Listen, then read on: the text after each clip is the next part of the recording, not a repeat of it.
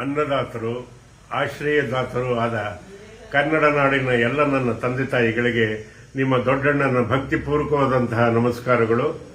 ನಿಮಗೆ ಒಂದು ವಿಷಯವನ್ನು ನಾನು ತಿಳಿಸಲೇಬೇಕು. ಏನು ಅಂದರೆ, ಇವತ್ತು ಬೆಳಗ್ಗೆನೆ ನಾನು ಹೇಳೋದಕ್ಕಿಂತ ಮುಂಚೆನೇ ಯಾರೋ ಅವಿವೇಕಿಗಳು ನಾನು ನಿಧನವಾಗಿದ್ದೀನಿ ಅನ್ನೋದನ್ನು ಫೇಕ್ ನ್ಯೂಸಲ್ಲಿ ಹಾಕಿದ್ದಾರೆ.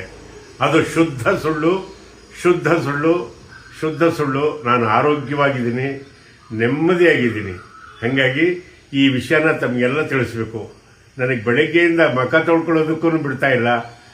ಎಲ್ಲ ನನ್ನ ಪ್ರೀತಿ ಪಾತ್ರರು, ನನ್ನ ಅಭಿಮಾನಿಗಳು, ನನ್ನ ಬಂಧು ಬಳಗದವರು, ನನ್ನ ಮಕ್ಕಳು ಮೊಮ್ಮಕ್ಕಳು ಎಲ್ಲ ಫೋನ್ ಮಾಡ್ತಾಯಿದ್ರು.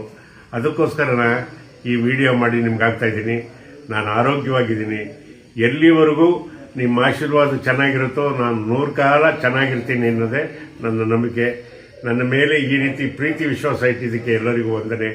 ಆ ಕಿಡಿಗೇಡಿಗಳನ್ನಂತೂ ಬಿಡಲ್ಲ, ಬೆನ್ನತ್ತಿ ಅವರಿಗೆ ಒಂದು ಪನಿಷ್ಮೆಂಟ್ ಮಾಡಿಸ್ತೀನಿ. ನಮಸ್ಕಾರ.